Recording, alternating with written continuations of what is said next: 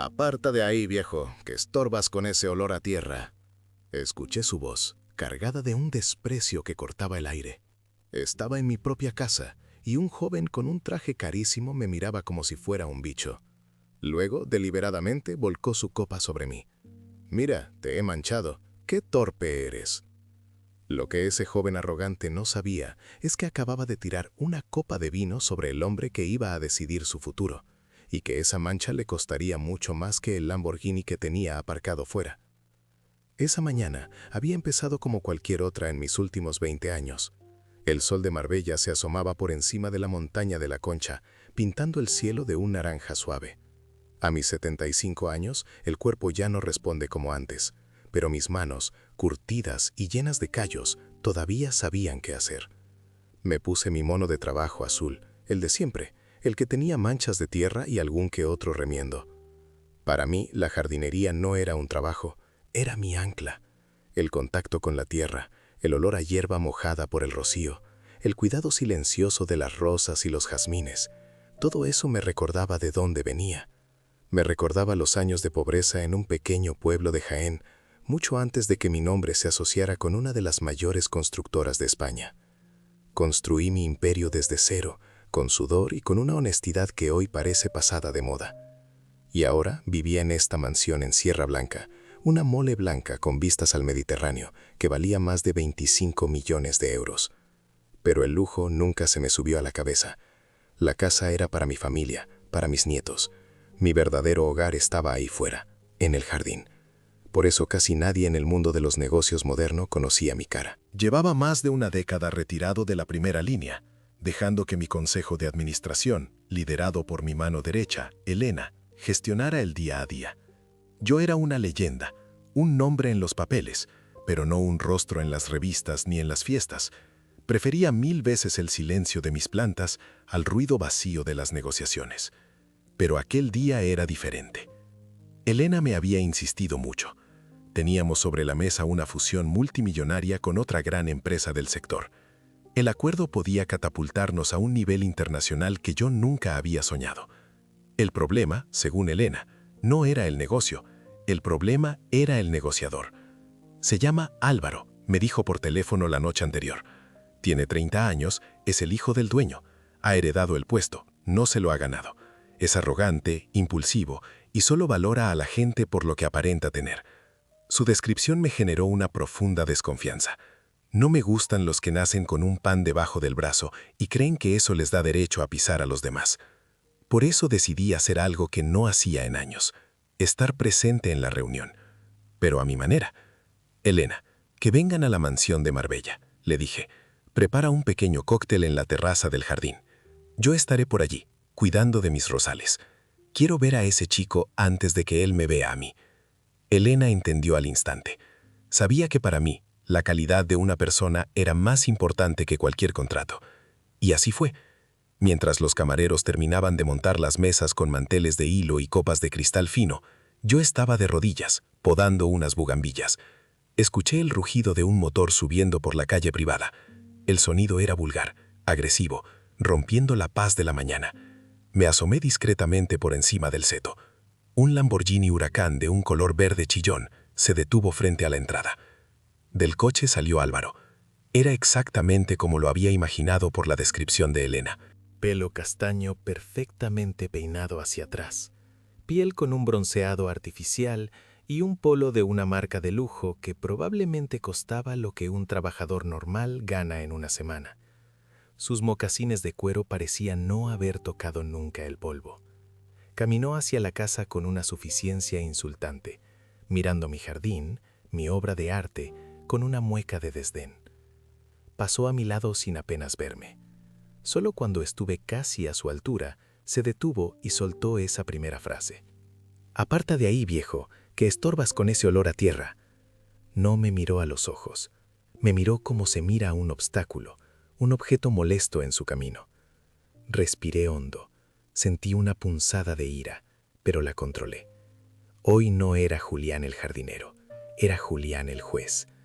Me levanté lentamente, sintiendo el crujido de mis rodillas, y me aparté sin decir una palabra. Él siguió su camino hacia la terraza, donde Elena y un par de socios suyos ya le esperaban. Desde mi puesto entre los rosales podía verlo todo.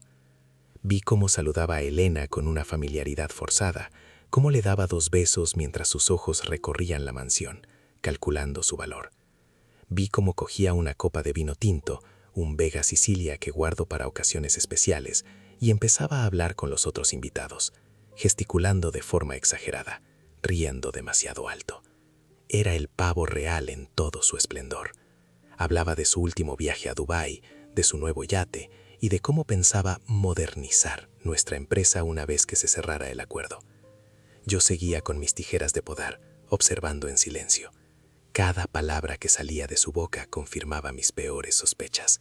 Este chico no tenía respeto por nada ni por nadie. Pasaron unos 20 minutos. Yo me había movido para recortar unos setos más cerca de la terraza, fingiendo estar ocupado. Quería escuchar mejor. Fue entonces cuando Álvaro, en mitad de una de sus historias sobre fiestas y excesos, se giró y me vio de nuevo. Su rostro se contrajo en una mueca de fastidio, como si mi mera presencia arruinara su perfecto escenario. Se acercó a mí, con la copa de vino en la mano. Los demás invitados se callaron, notando la tensión. Yo permanecí quieto, mirándole a los ojos por primera vez.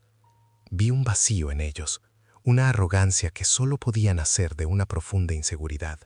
«Pero tú sigues aquí. No te he dicho que te apartaras», dijo en voz alta, para que todos lo oyeran. Sentí las miradas de los demás clavadas en mí, algunos con pena, otros con una diversión cruel. Elena hizo un gesto para intervenir, pero yo la detuve con una sutil señal con la cabeza. Quería ver hasta dónde llegaba, y llegó más lejos de lo que imaginé. Con un movimiento que pareció un tropiezo, pero que fue absolutamente deliberado, volcó el contenido de su copa sobre el pecho de mi mono de trabajo. El vino tinto, oscuro y espeso, se extendió por la tela azul, una mancha húmeda y pegajosa. El frío del líquido me llegó hasta la piel. Hubo un silencio sepulcral, y entonces Álvaro soltó una carcajada. «¿Ves lo que provocas? Por estar donde no debes. Mira, te he manchado. ¡Qué torpe eres!». Metió la mano en el bolsillo de su chaqueta y sacó un pañuelo de seda. Me lo tiró a la cara. «Anda, límpiate con esto, que seguro que vale más que tu sueldo de un mes». La humillación fue total, pública, despiadada. No fue solo el vino, fue el pañuelo tirado a la cara, fue su risa, fue la forma en que me trató como si no fuera un ser humano, sino basura. Mantuve la calma. Mi corazón latía con fuerza, pero no por miedo, sino por una rabia fría y controlada.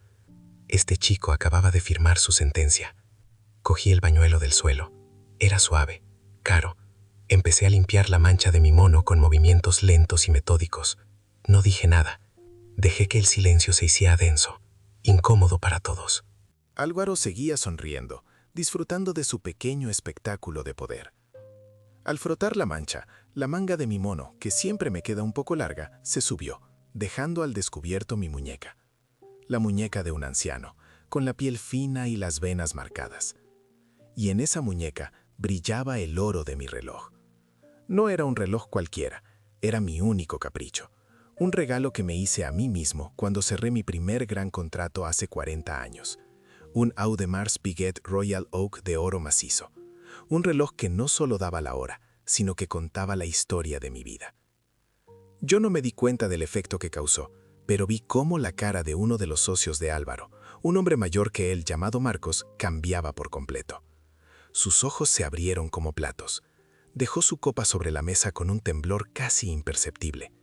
Su mirada iba de mi reloj a mi cara, una y otra vez, como si una pieza imposible acabara de encajar en su cabeza.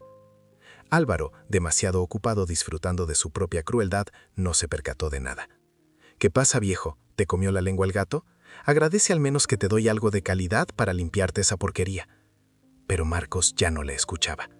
Se acercó a él a toda prisa y le agarró del brazo, con una urgencia que rozaba el pánico. Le susurró algo al oído. No pude oír qué le decía, pero vi la transformación en el rostro de Álvaro. Su sonrisa arrogante se desvaneció. La suficiencia fue reemplazada por una confusión total. Y luego, esa confusión se convirtió en una palidez mortal, cuando sus ojos se fijaron en mi reloj. y después en mi rostro, como si me viera por primera vez. El color abandonó su cara, dejándolo con una expresión de puro terror. El mundo en aquella terraza pareció detenerse. El color desapareció del rostro de Álvaro tan rápido como si alguien hubiera abierto un desagüe bajo su piel. Sus labios, antes curvados en una sonrisa burlona, ahora temblaban ligeramente. Una fina capa de sudor apareció en su frente, brillando bajo el sol de Marbella. Sus ojos, que momentos antes me habían mirado con desprecio, ahora estaban fijos en mi reloj, y luego subieron lentamente hasta mi cara, con una expresión de pánico y pura incredulidad. El silencio que siguió fue más ruidoso que cualquier grito. Se oían las cigarras en los pinos, el murmullo lejano de las olas y el tintineo de los cubitos de hielo en un vaso abandonado. Cada segundo se estiraba, cargado de la tensión de una verdad que acababa de explotar en el aire. Álvaro tragó saliva, y el sonido fue audible en toda la terraza. Su cuerpo entero se había quedado rígido, como una estatua a punto de romperse. Fue Marcos, su socio, quien rompió el hechizo. El hombre, cuya cara era un poema de terror, dio un paso adelante, con las manos levantadas como si quisiera detener una catástrofe que ya había ocurrido. Señor Vega, por favor discúlpelo. Es joven, es impulsivo. No sabía quién era usted. Su voz era un susurro ronco, desesperado. Al decir mi apellido, Vega, un murmullo recorrió al resto de los invitados. Las piezas se encajaron en sus mentes. El jardinero, la mansión, el nombre. Álvaro pareció despertar de su trance. Parpadeó varias veces, como si intentara que la realidad cambiara. Yo no sabía, balbuceó, las palabras tropezando al salir de su boca. Pensé que era el jardinero. Su mirada suplicante era patética. Intentó dar un paso hacia mí, con una mano extendida, como si fuera a tocarme, a pedir perdón. Me mantuve inmóvil. Dejé que su humillación se cociera a fuego lento, bajo la mirada de todos. Miré la mancha de vino en mi mono. Luego levanté la vista y lo miré directamente a los ojos. Mi voz, cuando hablé, fue tranquila, sin una pizca de ira. Era algo mucho peor que la ira. Era la decepción convertida en sentencia. El problema no es que pensaras que era el jardinero, dije lentamente, asegurándome de que cada palabra aterrizara. El problema es que, por serlo, creíste que tenías derecho a tratarme así. Esa frase lo desarmó por completo. No había defensa contra eso. Quiso replicar, pero solo emitió un sonido ahogado. Su arrogancia se había evaporado, dejando solo a un niño asustado que acababa de romper el juguete más caro del mundo. Vio el pañuelo de seda en mi mano y su rostro se contrajo de vergüenza. Déjeme limpiarlo, dijo, intentando coger el pañuelo. Aparté la mano con un gesto suave pero firme. No te molestes, le dije. Esta mancha ya no se puede limpiar. No me refería a mi mono, y él lo entendió perfectamente. La mancha estaba en él, en su carácter, en el futuro de su empresa. Un acuerdo de 200 millones de euros se estaba deshaciendo por una copa de vino y una dosis letal de soberbia. Vi a una de las invitadas, la esposa de Marcos, apartar la mirada. Aferraba su bolso Hermès como si fuera un salvavidas en medio de aquel naufragio social. Su rostro reflejaba una profunda incomodidad. Nadie quería estar allí, pero nadie se atrevía a moverse. Eran testigos de una ejecución, y el verdugo era un anciano con un mono manchado. Finalmente, miré a Elena. Ella había permanecido en un segundo plano, observando todo con una calma profesional que yo le había enseñado. Nuestros ojos se encontraron, y le di una leve inclinación de cabeza. Era la señal. Ella entendió que el experimento había terminado. Elena se adelantó, su postura impecable y su voz firme, cortando la atmósfera irrespirable. «Señores, creo que la reunión ha concluido», anunció, dirigiéndose a todos, pero con la mirada fija en Álvaro y Marcos. «Les agradecemos su tiempo. Mi asistente los acompañará a la salida». No había lugar a discusión. Era una orden educada pero inflexible. Marcos, más práctico y desesperado por limitar los daños, agarró a Álvaro del brazo con fuerza. «Vámonos, Álvaro. Ahora», siseó. Álvaro parecía incapaz de moverse, sus pies pegados al suelo de mármol. Su mirada seguía clavada en mí, una mezcla de miedo y una súplica infantil. Quería que yo dijera algo, que deshiciera lo que él había hecho, que le diera una oportunidad. Pero yo permanecí en silencio. El silencio era mi respuesta. Era el eco de su propia falta de respeto. Lo vi darse la vuelta, arrastrado por su socio. Su caminar ya no era el de un conquistador. Sus hombros estaban caídos, su cabeza gacha. Cada paso parecía costarle un mundo. Cuando llegaron a la entrada, se detuvo junto a su Lamborghini. Durante unos segundos, pareció que no sabía qué hacer. Frotó la llave contra la palma de su mano, como si el objeto de lujo ahora le quemara. El rugido del motor, que antes había sonado a poder y arrogancia, ahora sonaba a una huida desesperada. El coche verde chillón desapareció por el camino de entrada, dejando tras de sí un silencio aún más profundo. Los demás invitados se marcharon rápidamente, murmurando excusas, evitando mi mirada. En menos de 5 minutos, la terraza quedó vacía. Solo quedábamos Elena y yo, el sol de mediodía y los restos del cóctel. Elena se acercó a mí. Su rostro, normalmente impasible, mostraba una sombra de preocupación. «¿Estás bien, Julián?», preguntó en voz baja. Miré la mancha de vino en mi pecho. Era fea, oscura, pegajosa. Pero por primera vez en mi vida, una mancha me producía una extraña sensación de claridad. Era un recordatorio visible de un principio que había guiado toda mi vida. El valor de un hombre no está en la ropa que viste, ni en el coche que conduce, ni en la cuenta bancaria que posee. Está en cómo trata a los que cree que no pueden hacer nada por él. «Estoy perfectamente, Elena», respondí, y mi voz era firme. Hacía mucho que no me sentía tan seguro de una decisión. Saqué mi teléfono del bolsillo interior de mi mono. Era un modelo antiguo, sencillo, pero cumplía su función. Elena me miró, esperando mis instrucciones. Sabía que esto no había terminado con la marcha de Álvaro. Aquello era solo el principio. Ella se preparaba para una guerra corporativa, para llamadas furiosas del padre de Álvaro, para un torbellino de consecuencias. Su Porsche Carrera estaba listo en el garaje para ir a la oficina y empezar a gestionar la crisis. «Cancela todas mis citas de hoy», le dije, mientras buscaba un número en mi agenda. «Y llama a nuestro equipo legal. Diles que se preparen». «¿Qué vas a hacer, Julián?», preguntó ella, con un matiz de aprensión. Levanté la vista del teléfono y la miré. Una sonrisa muy leve, casi imperceptible, se dibujó en mi rostro. «Voy a hacer una llamada al padre de ese chico». Hice una pausa, dejando que el peso de mis próximas palabras se asentara. «Voy a hacerle una oferta por su empresa. Ahora que sé que su hijo la va a heredar, estoy seguro de que me la venderá a un precio muy razonable». Los ojos de Elena se abrieron un poco más de lo normal, una reacción casi imperceptible para cualquiera que no la conociera como yo. Llevaba 30 años trabajando a mi lado, desde que era una joven ambiciosa recién salida de la universidad hasta convertirse en la directora ejecutiva de mi imperio. Ella era la única persona que podía leer el mapa de mis arrugas. Vio la determinación en mi mirada y supo que mis palabras no eran un arrebato de ira, sino el primer movimiento de una partida de ajedrez que ya había visualizado hasta el jaque mate.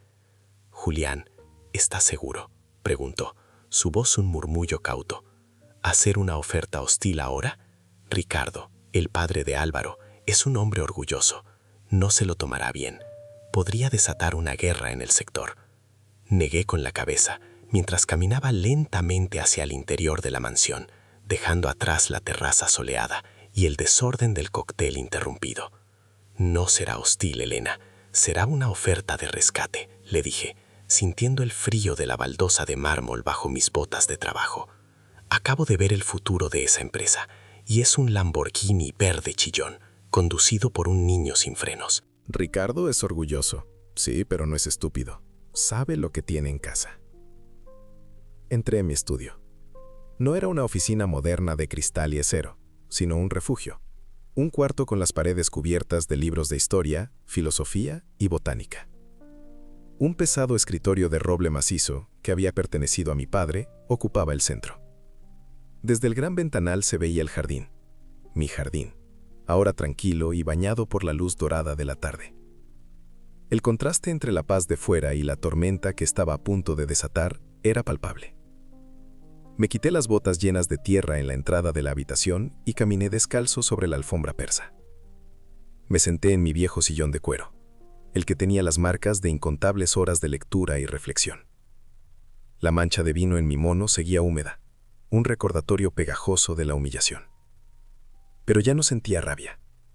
Sentía una especie de claridad helada. No era venganza lo que buscaba. Era una poda. A veces, para que un jardín crezca sano, hay que cortar las ramas podridas antes de que infecten todo el árbol. Elena me había seguido y permanecía de pie junto a la puerta, su tablet en la mano, lista para actuar. ¿Busco el número personal de Ricardo?, preguntó. Asentí. Sí. Y después, quédate. Quiero que escuches esto. Me dio el número y lo marqué en mi viejo teléfono. El tono de llamada sonó 3 veces. Al otro lado, una voz enérgica y algo arrogante, muy parecida a la de su hijo, respondió.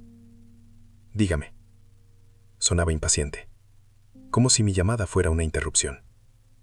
De fondo se oía el suave murmullo de motores de barco y el sonido de gaviotas. Probablemente estaba en su yate en Sotogrande, cerrando algún otro trato. Ricardo, buenas tardes, dije con calma. Le habla Julián Vega. Hubo un silencio al otro lado de la línea. Un silencio denso, cargado de sorpresa y de repente de una enorme cautela. El tono cambió por completo. La arrogancia se disolvió, reemplazada por el respeto forzado que se le da al dinero y al poder. Señor Vega, Julián, qué sorpresa, un honor. No esperaba su llamada. Supongo que Álvaro ya le habrá comunicado que la reunión ha ido... Bueno, que han estado reunidos. Su voz era ahora melosa, pero noté una corriente de nerviosismo bajo la superficie. Seguramente su hijo aún no le había llamado para confesar el desastre. Sí, su hijo ha estado aquí, respondí, manteniendo mi tono uniforme. De hecho, es sobre él por lo que le llamo. Ah, bien, es un buen chico, con mucha energía, dijo Ricardo, en un intento torpe de vender a su heredero. A veces un poco impetuoso, ya sabe cómo es la juventud, pero tiene una gran visión para el negocio. Dejé que sus palabras quedaran flotando en el aire por un momento antes de cortarlas de raíz. Ricardo, su hijo ha confundido mi jardín con su patio de recreo y ha tenido un gesto poco afortunado con uno de mis empleados. ¿Un empleado? ¿Qué ha pasado? Lo lamento muchísimo, señor Vega. Tomaré medidas de inmediato. Lo que sea que haya hecho, le aseguro que no quedará sin consecuencias. Dígame qué ha pasado y... Lo interrumpí de nuevo, esta vez con más dureza. El empleado era yo, Ricardo. El silencio que siguió fue absoluto. Podía imaginarlo al otro lado de la línea, en la cubierta de su barco, con una copa en la mano, la sangre helándose en sus venas. Podía casi oír el engranaje de su mente girando a toda velocidad, intentando procesar la magnitud de la catástrofe. ¿Cómo dice? Tartamudeó finalmente. Llevaba mi ropa de trabajo, estaba cuidando de mis rosales, y su hijo decidió que era una buena idea vaciarme una copa de vino encima para demostrar su superioridad frente a los demás invitados. Expliqué, sin añadir ni una pizca de emoción. Relaté los hechos como si leyera un informe. Después me tiró su pañuelo a la cara para que me limpiara. Dios mío, Julián. No sé qué decir. Ese imbécil. Voy a matarlo. Le juro que no tenía ni idea. Por favor, acepte mis más sinceras disculpas. Esto no afectará a nuestro acuerdo, ¿verdad? Es un malentendido terrible. Lo compensaré, personalmente, lo que usted pida. Su voz era un torrente de pánico y humillación. Oh, el acuerdo de fusión queda cancelado, por supuesto, dije con una frialdad que sorprendió incluso a Elena, que me miraba con los ojos muy abiertos. No puedo asociar el nombre de mi empresa, que construí con mis manos desde la nada, con el de un hombre que juzga a los demás por la ropa que llevan. No, por favor, Julián, reconsidérelo. 50 años de trabajo, mi legado. No puede tirar todo por la borda por la estupidez de un crío, suplicó. Su desesperación era genuina. En ese momento, sentí una punzada de algo parecido a la lástima. Él era de mi generación, un hombre que, como yo, probablemente había luchado para construir lo que tenía, pero había fallado en lo más importante, transmitir sus valores, no solo su fortuna. No voy a tirar nada por la borda, Ricardo, le corregí. Al contrario, voy a asegurarme de que su legado no se estrelle con un Lamborghini contra la primera curva. Le hago una nueva propuesta. La que sea, lo que quiera, respondió al instante.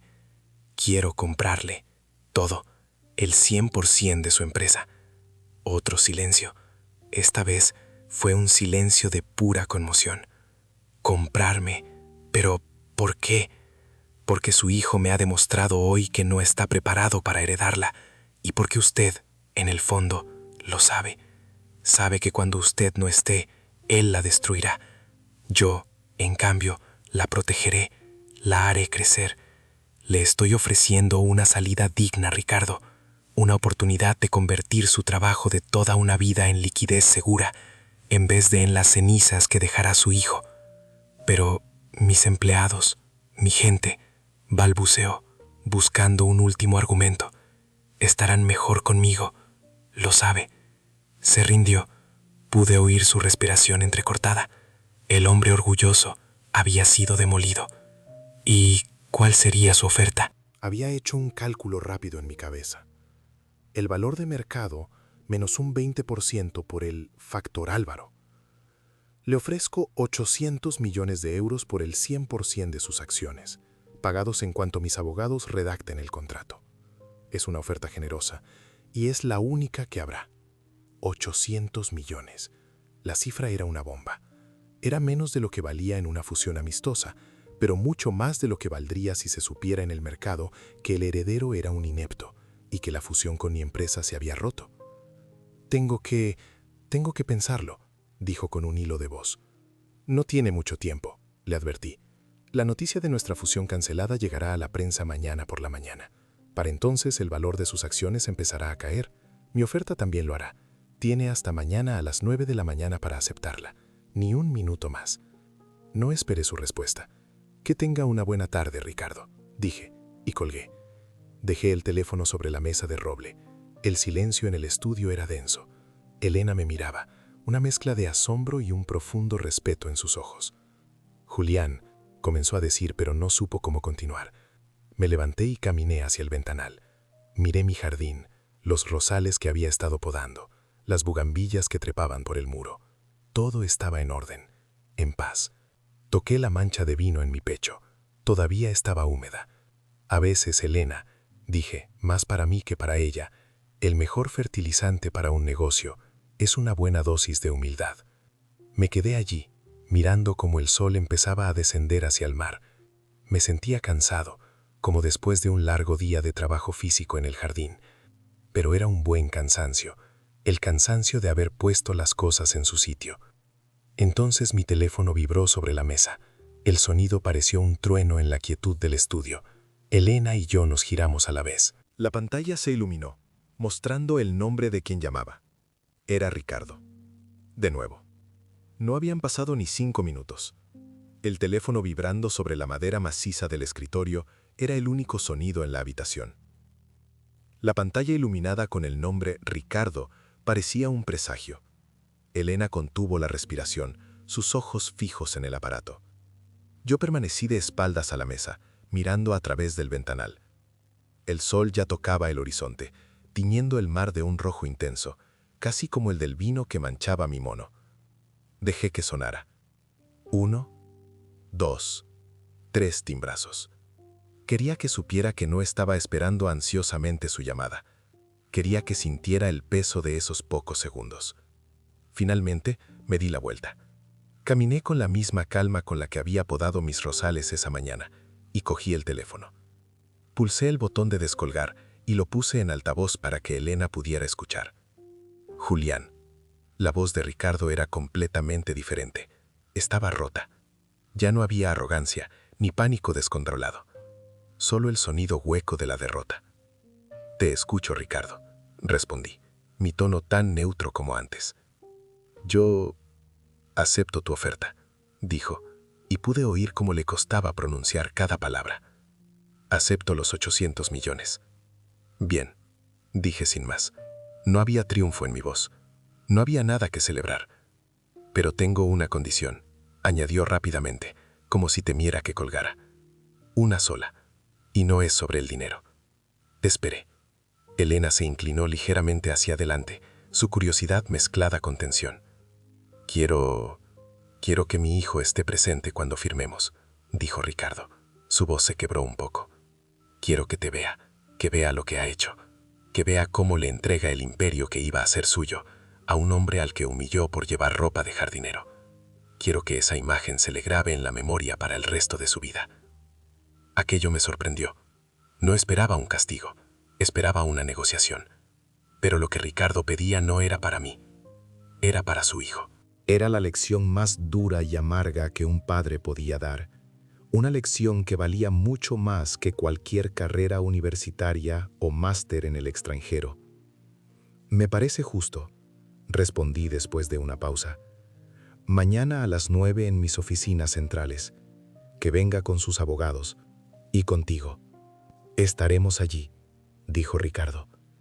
Y, Julián, gracias. Ese gracias me golpeó más que cualquier insulto. No era gratitud por el dinero.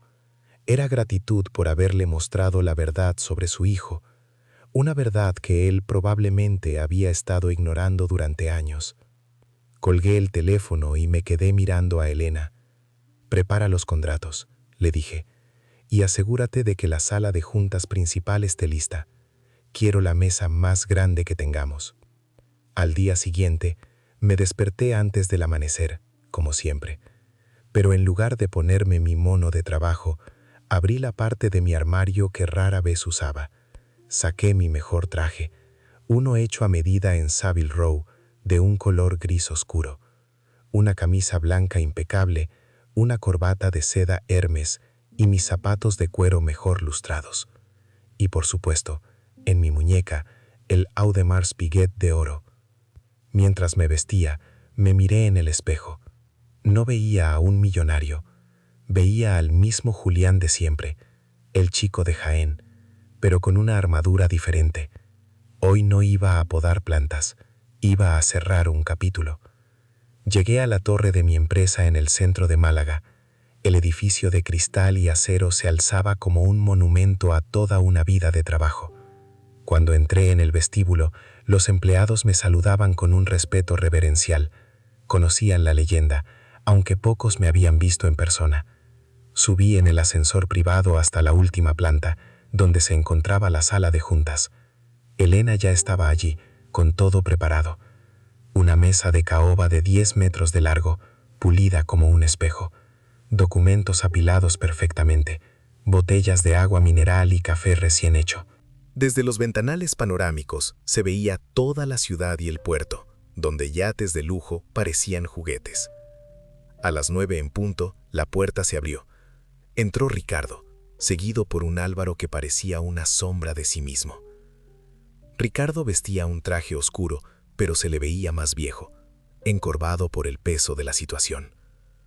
Álvaro llevaba un traje que seguramente era carísimo, pero le quedaba grande, como si hubiera encogido durante la noche. Su cara estaba pálida, sus ojos hinchados y enrojecidos. No había rastro del joven arrogante de ayer, solo un chico perdido y aterrorizado. Detrás de ellos venían sus abogados, con sus maletines de cuero llenos de documentos que pronto serían historia.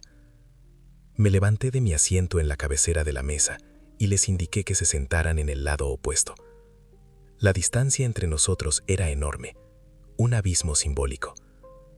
«Buenos días», dije, mi voz resonando en el silencio de la sala. Ricardo asintió, incapaz de hablar. Álvaro ni siquiera levantó la vista del suelo. Mis abogados y los suyos empezaron el ritual. Repasaron las cláusulas, los apéndices, los detalles técnicos de una transacción de 800 millones de euros. Hablaban de activos, pasivos, transferencias de acciones, un lenguaje frío para un drama tan humano. Yo no les prestaba atención. Mis ojos estaban fijos en Álvaro. Él sentía mi mirada. Podía ver cómo se tensaba, cómo sus manos sudaban sobre la mesa. No le dije una palabra. Dejé que mi presencia y el entorno hicieran el trabajo. Dejé que viera las paredes con las maquetas de nuestros proyectos internacionales, que escuchara el zumbido eficiente de una empresa construida sobre cimientos sólidos, no sobre la arena de la arrogancia. Después de casi una hora, uno de mis abogados se giró hacia mí. «Señor Vega, todo está en orden. Podemos proceder a la firma». Asentí. El abogado deslizó el documento final por la mesa hasta Ricardo. Ricardo cogió la pluma, una Montblanc que temblaba en su mano. La miró por un segundo, como si fuera el arma con la que iba a ejecutar su propio legado. Luego, con un suspiro profundo, firmó. Su firma, normalmente enérgica, era ahora un garabato tembloroso. Luego deslizaron el contrato hacia Álvaro. Él levantó la vista por primera vez. Sus ojos se encontraron con los míos. Vi en ellos una súplica desesperada, una última petición de clemencia. No se la di. Solo mantuve mi mirada, firme, serena. Su padre le hizo un gesto con la cabeza, una orden silenciosa. Álvaro cogió la pluma. Sus dedos estaban blancos por la presión. Acercó la punta al papel y dudó. Era el momento final, el momento en que su firma sellaría la consecuencia de su acto. Y entonces firmó. En cuanto lo hizo, se echó hacia atrás en su silla, como si le hubieran quitado toda la fuerza. Miró a su padre, que le devolvió una mirada de profunda tristeza y decepción. El imperio familiar había cambiado de manos. Me levanté. La reunión había terminado. «Elena, acompaña a los señores a la salida», dije. Me di la vuelta para marcharme. «Espere», dijo una voz débil. Era Álvaro. Me detuve, pero no me giré. «Yo lo siento», dijo. «Lo que hice ayer no tiene excusa. Lo siento de verdad». Me giré lentamente y lo miré. «No tienes que disculparte conmigo, muchacho», le dije, y mi voz será más suave ahora. «La disculpa te la debes a ti mismo, por el hombre que podrías haber sido y que decidiste no ser». Hice una pausa y añadí una última cosa. «Ayer te tiré el pañuelo con el que me limpié el vino. Hoy te doy un consejo. El dinero se puede ganar, se puede perder y se puede volver a ganar. Pero el respeto una vez que lo pierdes, es casi imposible de recuperar. Espero que esta lección te sirva para reconstruir el tuyo, desde cero, como hice yo». Sin más, salí de la sala, caminé por el pasillo y volví a mi estudio. Me quité la chaqueta del traje y la colgué. Me acerqué al ventanal y miré hacia abajo. Vi salir a Ricardo y a Álvaro del edificio. Ya no eran dueños de nada. Vi cómo se alejaban, caminando, sin coche con chofer. No vi el Lamborghini verde por ninguna parte. Me senté en mi sillón y miré mis manos. Las mismas manos callosas que habían plantado rosas por la mañana. Habían firmado la compra de un imperio por la tarde. No sentí alegría, ni triunfo. Solo una profunda sensación de orden. De que las cosas, finalmente, estaban en el lugar que les correspondía. La mancha se había ido, no de mi mono, sino del futuro de una empresa que ahora, bajo mi cuidado, tendría la oportunidad de florecer. Y ahora te pregunto a ti, que has escuchado mi historia. ¿Tú qué hubieras hecho en mi lugar? ¿Habrías perdonado? ¿O habrías hecho lo mismo que yo?